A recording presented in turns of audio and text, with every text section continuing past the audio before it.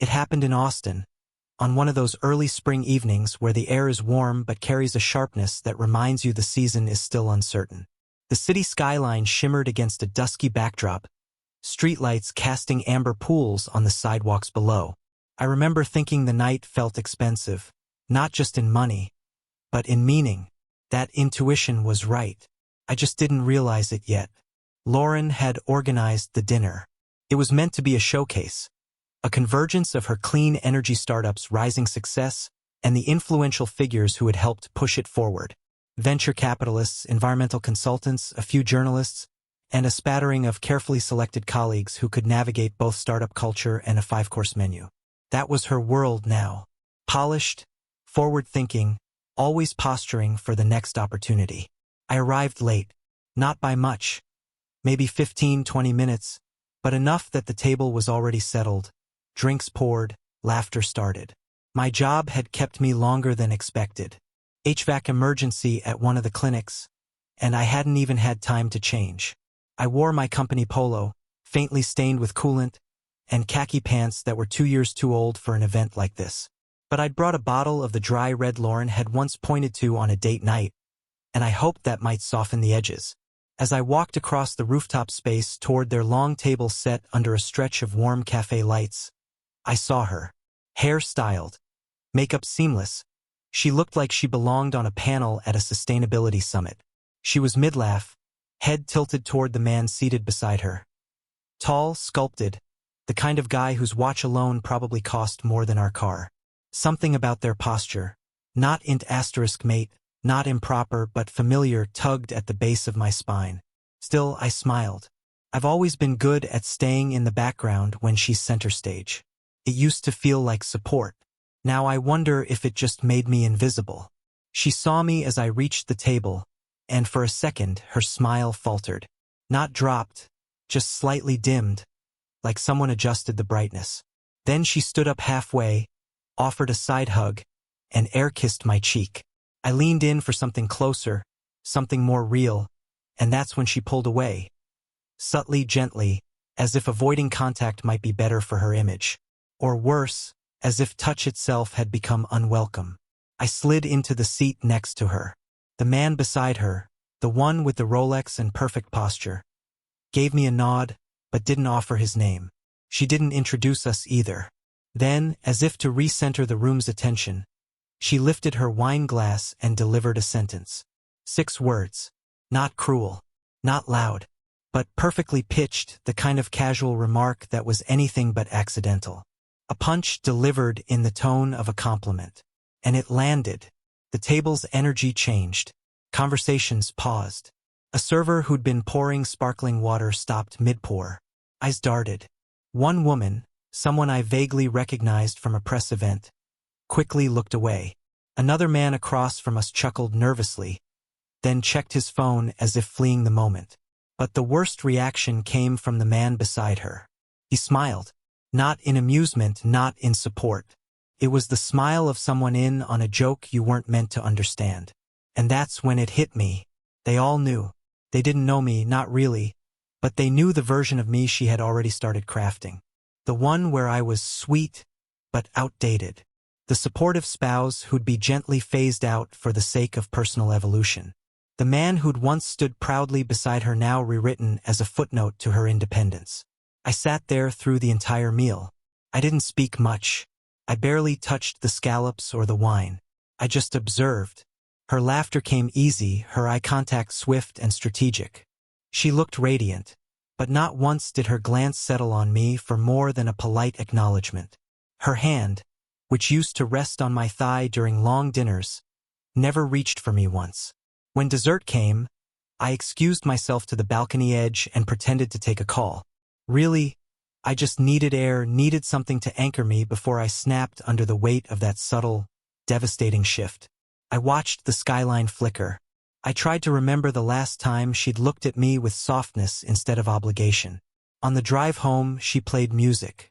She tapped her fingers to the beat of a song I didn't recognize.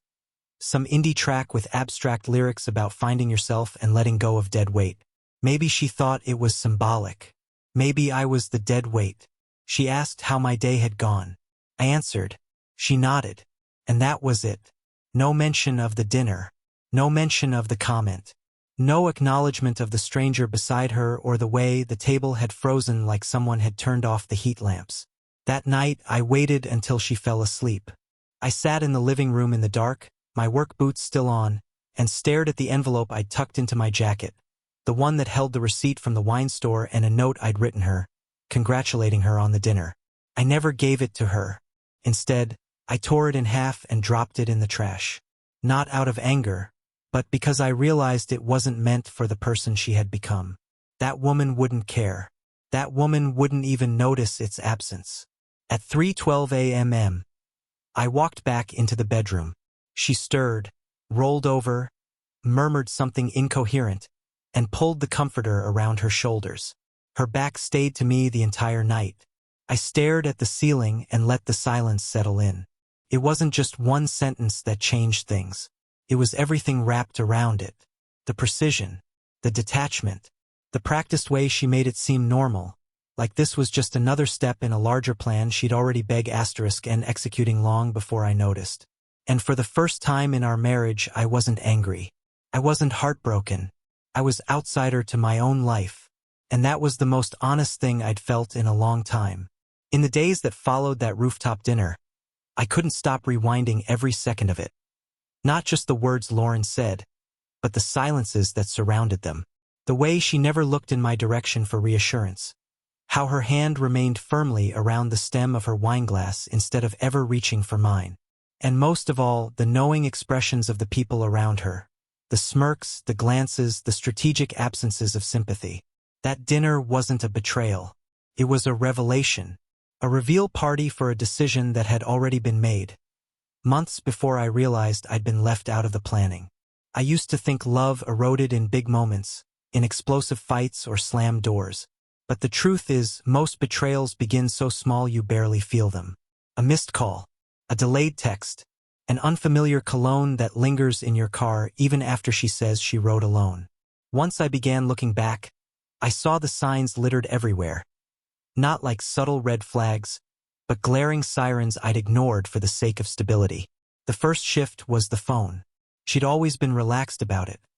Left it on the table face up, never worried about who messaged or called. But that changed. Somewhere along the way, it began living in her bag, or screened down on the nightstand, silenced with "Do Not Disturb" almost permanently activated. She claimed it was for mental health, something her therapist suggested to create boundaries between work and rest. I believed her. Of course I did. She had a way of saying things that made doubt feel like an act of violence. I didn't want to be the husband who snooped, the insecure one, the cliché. Then there were the Zoom calls. At first, I chalked it up to startup culture, late hours, constant fundraising, remote meetings with European investors. But they began happening later and later. I'd knock to bring her tea, and she'd wave me off with a flick of her wrist. Always smiling for the screen, always laughing at someone's comment just as I closed the door behind me. Sometimes I'd catch a male voice, not her usual team, deeper, more confident. She never offered names. Then the solo weekends started. Creative retreats, she called them. I need to unplug and brainstorm. Just me and my ideas. She'd pack a duffel, kiss me quickly, and disappear until late Sunday evening, smelling like sea air and lavender body spray. I wanted to be supportive. I thought if I gave her space, she'd come back to me. But each time she returned, she was quieter, more distant, like I was something she'd briefly remembered and now had to pretend to care about again. One weekend in particular stands out. She was supposed to visit my family for my sister's birthday. Lauren always claimed to adore my sister, said they were like siblings. But the night before the drive, she said something had come up. Investor brunch, she claimed. It could mean a new funding round. I offered to go alone. She said she'd catch up the next day. She never showed. The next Monday, I saw a story on Instagram. It wasn't posted by Lauren. She'd learned to keep her own feed minimal, professional, curated. But one of her coworkers, someone I'd never met but knew of, had tagged her in a group *T on a beach. The caption read, "Found family weekend, nothing like the ocean and clarity." Lauren was in the middle, sunglasses on, laughing freely. A man I didn't recognize had his arm looped loosely around her shoulders. It looked innocent. Most things do in freeze frame. But I knew that weekend. I knew what it wasn't. When I asked, she said it was a spontaneous team outing. That she'd forgotten to text.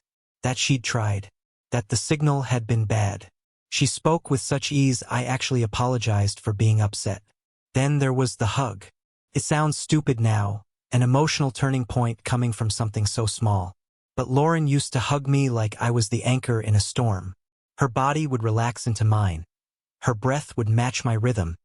And for those moments, we existed in perfect stillness. But that changed. The last few months, her hugs were brief. One-armed. She'd pat my back like I was a colleague she hadn't seen in years. She was there physically, but not really. Once, after a particularly long day, I wrapped my arms around her from behind while she stood at the kitchen sink. She flinched. Not violently, but like my touch startled her. As if affection had become foreign. She smiled tightly and said she was just lost in thought. I said nothing, but inside something cracked. The real damage, though, came in the quiet. The absence of questions. She stopped asking how my day went. Stopped offering hers in return. Dinner became a silent performance. We sat across from each other with plates between us and miles of distance. Her phone buzzed more often than it used to. A soft vibration she never acknowledged, but always noticed. Her eyes would flick toward it, then back to me with a half-smile that didn't reach anywhere near her eyes. She started coming home later. Strategy dinners. Networking drinks. Late-night pitch deck reviews. Each time she had a reason, and each time I nodded, understanding. Because that's who I thought I was, the understanding husband. The one who believed in her work, in her growth. The one who didn't want to be left behind. And maybe that's what blinded me. I mistook patience for strength. I mistook endurance for love. I told myself we were just in a phase, that her emotional unavailability was just exhaustion. That the tension I felt wasn't disconnection, but temporary misalignment. Something we could fix. But I knew. Deep down, I knew. I started dreaming of empty houses. Waking up in beds alone. In one dream, I came home to find our apartment cleared out. Every trace of her gone.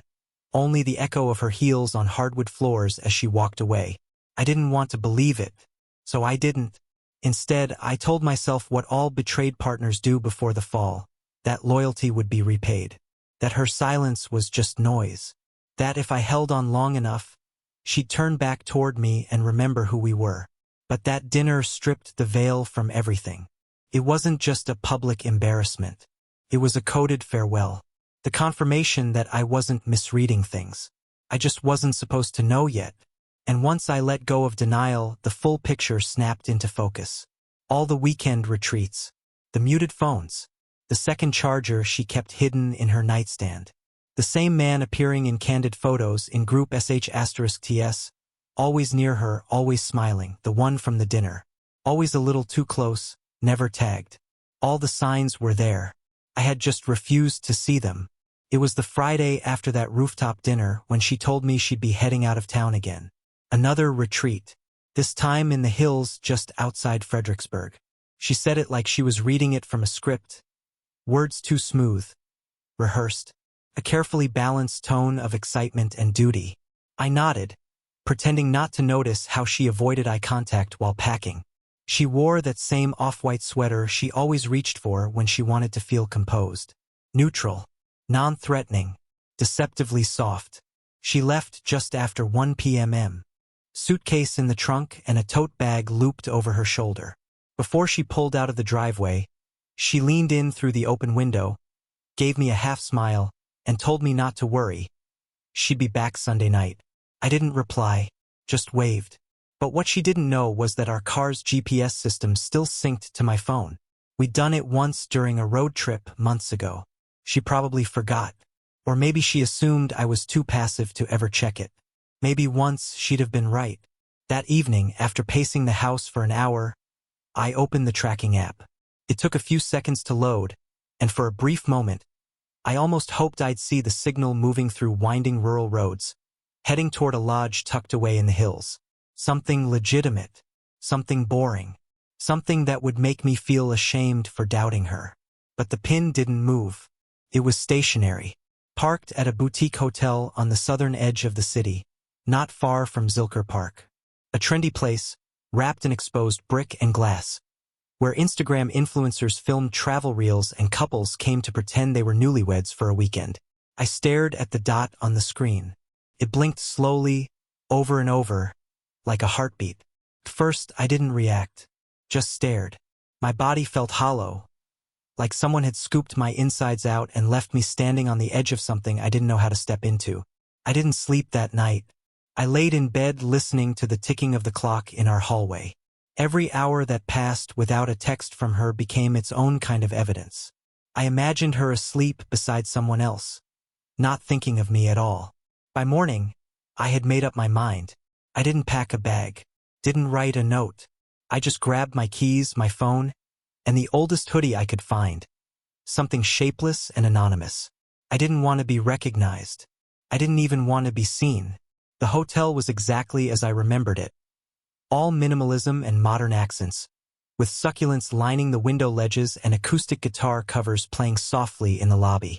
I parked across the street, 2 levels down in a parking garage where no cameras could follow. For nearly an hour, I sat in the car with the windows cracked, watching the side entrance. At 10:38 a.m., I saw her. Lauren stepped out of the building wearing sunglasses, hair pulled back into a low ponytail. She wasn't alone. The man beside her wore dark jeans, a slim-fit button-down shirt, and the same smirk I had seen at the dinner. That was enough. I didn't need anything else to be sure. But then he reached out. His hand landed casually on the small of her back. Not possessive, not inappropriate, just practiced. Natural. Familiar. She didn't flinch, didn't pull away. Instead, she tilted toward him slightly, laughing at something he said. And in that moment, watching from across the street, I understood something crucial. This wasn't a spontaneous affair or an emotional lapse. This was normal for them. They moved like people with nothing to hide, at least not from each other. They crossed the street and disappeared into a coffee shop, hands brushing occasionally, like muscle memory. My hands clenched on the steering wheel so tightly the leather creaked. I didn't follow. I didn't need to. I had seen everything. What I felt then wasn't rage. It wasn't even betrayal anymore. It was clarity. Cold, clinical, and full-bodied. I finally understood that there would be no apology, no explanation that could undo what had already been planned and played out. There was no room for denial anymore. The truth had crystallized. I drove home slowly, letting traffic carry me, as if I were floating above it all. When I returned, the house smelled like the lavender diffuser she always kept on her desk. Her work laptop was still open, screen dimmed, the mouse asleep. I sat in front of it for a while, not even touching it, just breathing. The walls of our house felt different now, smaller, like a set piece in someone else's play. Eventually, I tapped the spacebar. The screen lit up. There was no password.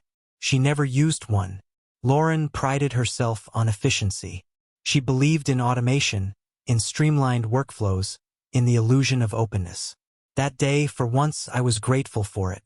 Her desktop was organized, of course, folders labeled cleanly, icons perfectly aligned. But one folder stood out, titled simply, Transitions. Could have meant anything, a design project, a pitch deck, a mood board. But I clicked anyway. Inside were documents, PDFs, social media screenshots *TS, and one spreadsheet labeled Narratives Republican Subversion. It was all there. Not just proof of an affair, but a strategy. The spreadsheet laid out timelines. Phase 1, establishing personal autonomy. Phase 2, soft emotional distance. Phase 3, controlled reframe. It wasn't work-related. It was us-related. One document was a breakdown of communication approaches, suggested captions for social media, statements she could make to friends if I began asking questions. One file contained pre-drafted messages for mutual acquaintances, framing me as supportive but distant, respectful but incompatible.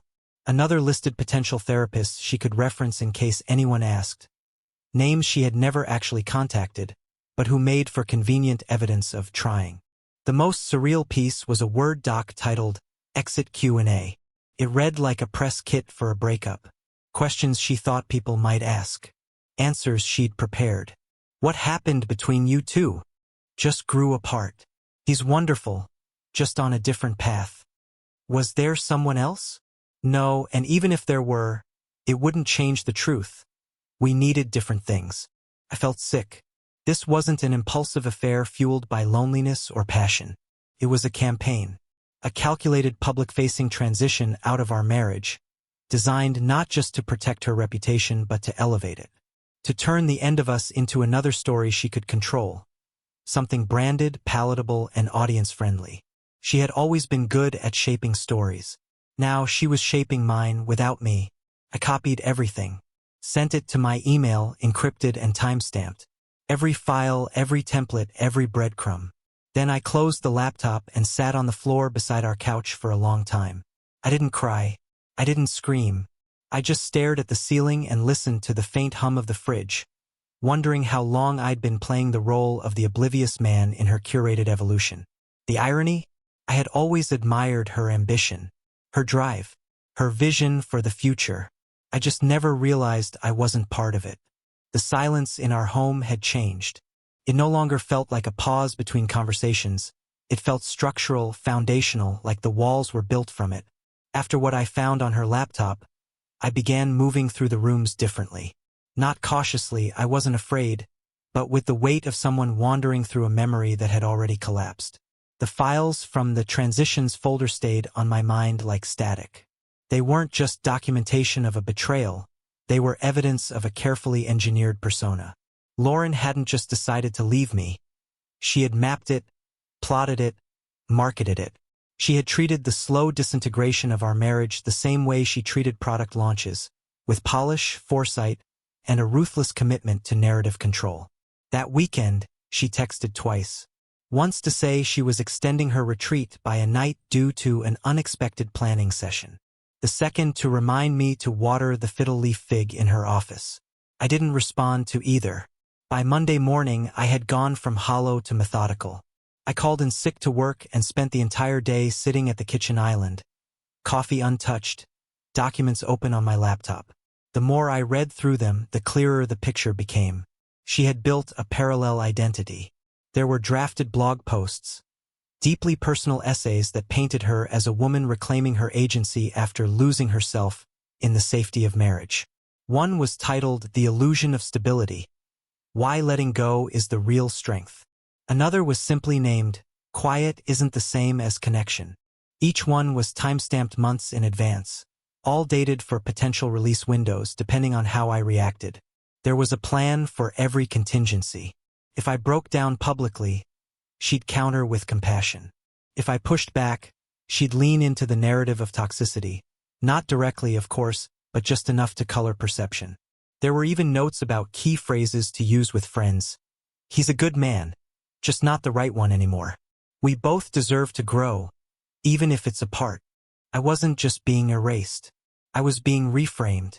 I had become a character in a story she was writing to suit her next phase. The version of her that needed to be seen as liberated, unshackled, unbound by the quiet, steady man who never stood in the spotlight. But what stood out the most, what made my jaw lock and my hands curl, was an embedded chart.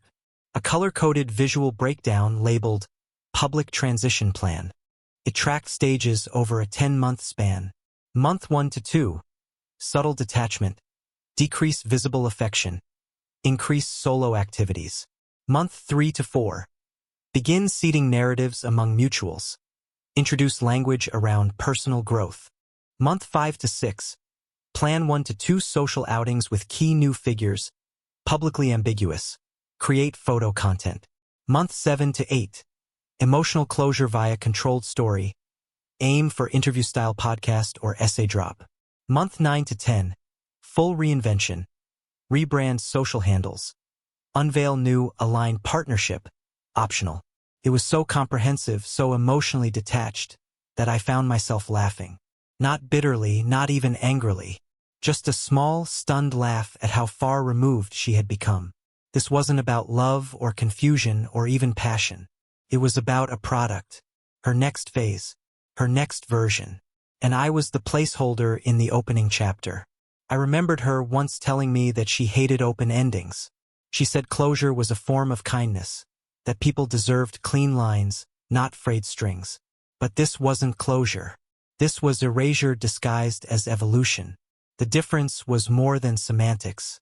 At one point, I opened our shared cloud folder. It hadn't been touched in weeks. The last added file was from me, a scan bill. But one folder caught my eye: event planning. I clicked on it, expecting vendor receipts or venue notes from a launch party she'd hosted the previous fall. Instead, I found a single PDF titled Legacy Shift. Inside was a slide deck, the same format she used for investors, but this time the product being pitched was herself. There were audience personas, messaging pillars, a SWOT analysis. Under challenges, she listed overassociation with existing domestic identity, perception of static personal life, need to reframe household shift as empowering rather than reactive. The opportunities column made me close the laptop. I sat in silence for hours, not out of paralysis but because I needed to absorb it. I needed to understand what kind of person not only leaves, but leaves with an exit deck. She returned that evening. Her entrance was effortless, like she hadn't just spent 3 nights lying to me. She carried a takeout bag from our favorite Thai place and a bottle of Riesling. She kissed my cheek in passing and asked if I'd eaten. Then she slipped into the kitchen, humming, moving like she owned the rhythm of the room. I stood in the hallway, just out of sight, watching her arrange dinner, and something inside me shifted. Not rage, not heartbreak, precision. If she was going to turn our ending into a brand, I was going to reclaim my name before she stamped it into a narrative. I didn't want vengeance. I wanted autonomy, truth, a version of this story that didn't have me disappearing in the footnotes. I spent the next few days documenting everything. I backed up the GPS logs. I screen-recorded the hotel location timestamps. I saved photos of her and the man from the coffee shop. His hand on her back, her laugh, their effortless int asterisk Macy. Then I drafted my own kind of message, not to her, but to someone who would understand the stakes. One of her early investors. A woman named Claudia, whom I'd met years ago at a startup gala. Claudia had once told me, privately over cocktails, that she'd been burned by a founder who used feminism as a shield for exploitation. She said, "When ambition stops being honest, it stops being admirable." I sent her an email with no accusations, no bitterness. Just facts. Screensh asterisk TS. A single note. I thought you might want to know how your portfolio is being leveraged to justify this. I never heard back. But I didn't need to. What came next was quieter, more subtle, but more effective than any confrontation. I submitted an anonymous op-ed to a publication that focused on psychology in leadership. The piece was titled, Emotional Branding in the Age of Personal Rebirth. When reinvention becomes evasion. It didn't mention names. It didn't tell our story. But it exposed the pattern. The way public self-reinvention often masks a lack of accountability. How some narratives of growth are actually well-disguised betrayals. It went semi-viral. Not blockbuster, but enough. Enough that people began sharing it. Enough that the tone in her social circles shifted. Not against her, but around her. Enough that she felt it. She never brought it up. But the next time I passed her home office, I saw her screen, open to the article. Frozen halfway down the page. She didn't see me watching. And I didn't say a word. Because for once, I was the one in control of the story. Revenge was never what I wanted. There was a time when I might have fantasized about some dramatic unmasking. Storming into a meeting, revealing her duplicity in front of peers, the gasps, the confrontation, the fallout. But those were fleeting thoughts, like sparks from a wire briefly exposed. They died out quickly. What replaced them was something far quieter, sharper, a cold, precise clarity that settled into my bones like winter. She had orchestrated everything. The relationship, its decline, its ending, even its rebranding. But what she hadn't expected, What none of her documents or public transition phases accounted for was that I'd see it all and refuse to play my part. So I didn't react. I didn't explode. I didn't collapse. I simply started moving pieces behind the curtain. Methodically, carefully, not to ruin her, but to make sure she no longer had the only version of the story. The first thing I did was gather and organize the evidence. Not just digital files, the **TS and GPS data, but printed copies. Timestamped, indexed, everything cataloged in a leather folder I bought specifically for this purpose. Not because I wanted to use it, but because I needed to have it. Proof wasn't just power. It was protection. Then came the legal step. I contacted a lawyer recommended by a friend, a quiet man with a background in corporate mediation and digital forensics. We met in a private office space downtown. I brought the folder, laid it on the table, and told him simply that I wasn't trying to fight. I was trying to leave cleanly, but not silently. He flipped through the pages with clinical interest. At one point, he looked up and asked me a question. One I hadn't expected.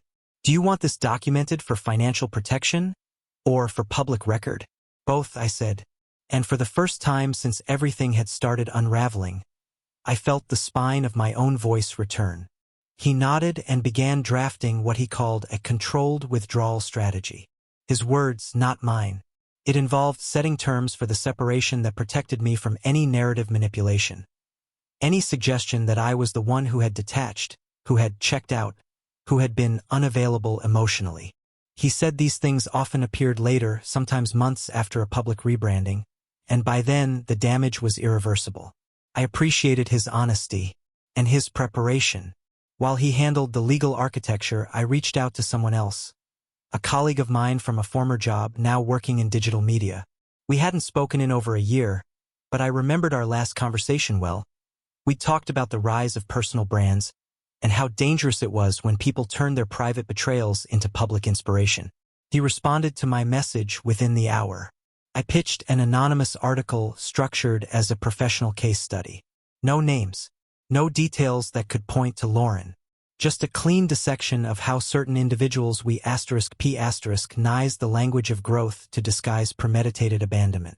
We titled it, "The Myth of Evolved Endings: How Authenticity Can Mask Extraction." It went live the following week. Not on a viral platform. Not some ragebait blog or social outrage machine. Just a quiet, respected site in the business psychology space. One where people paid attention not because of drama, but because of insight.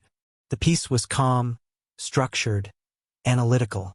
There was no pain in it, no bitterness, just anatomy, a post-mortem of emotional manipulation dressed up as self-actualization.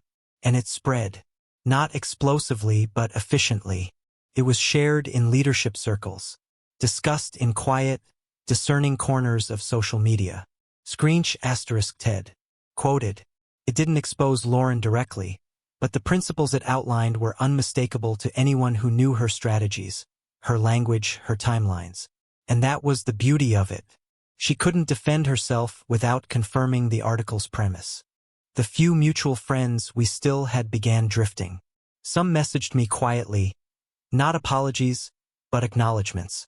A subtle recognition that they had seen through the curated posts, the vague captions about growth, the sudden uptick in solo photos framed in sunlit rooms with poetic quotes about shedding skins. They weren't fooled anymore. I didn't reply to most of them. I didn't need validation. But it helped, knowing that I hadn't imagined it, that I hadn't been invisible after all. Lauren noticed, of course. First, there was nothing. She maintained her schedule, her weekly live sessions, her filtered videos, her long-form blog posts about resilience and freedom. But then, something began to shift. The engagement dipped. Not publicly, she had ways of inflating visibility, but the tone changed. The comments were more restrained. The questions sharper. People wanted to know more about the journey she alluded to but never explained. They started looking backward, and she knew it. A week later, she showed up at our apartment again. Not unannounced, but not entirely expected. She had texted an hour before, said she had leftovers from a meeting, figured I might like some. I didn't respond, but I left the door unlocked. She entered with practiced ease, carrying a paper bag from a place we used to frequent. She moved through the kitchen like nothing had changed, placing the food on the counter, pulling plates from the cabinet like it was still hers. But I didn't help. I stood by the far wall, arms crossed, and let her go through the motions. Eventually, she turned and looked at me, really looked. For the first time in months, she wasn't performing. Her smile faltered. Her hands paused. She said nothing. She didn't need to. I walked to the counter, slid a white envelope across to her, and said nothing either. Inside were signed separation papers, a cover letter from my attorney, and a USB drive containing the indexed files, not for negotiation, but for acknowledgement. I had no intention of using them, unless I had to. On top of it all was a single note, handwritten in block print. You are not the only author of this story. She stared at the envelope for a long time. Then she nodded once, almost imperceptibly, and left without touching the food. That was the last time she entered our home. The weeks that followed were strange. Quiet, but not peaceful. Like the dust settling after demolition. You know the structure is gone, but the air still holds its weight. She didn't contest the separation. Didn't try to reframe it. No public posts. No tearful essays.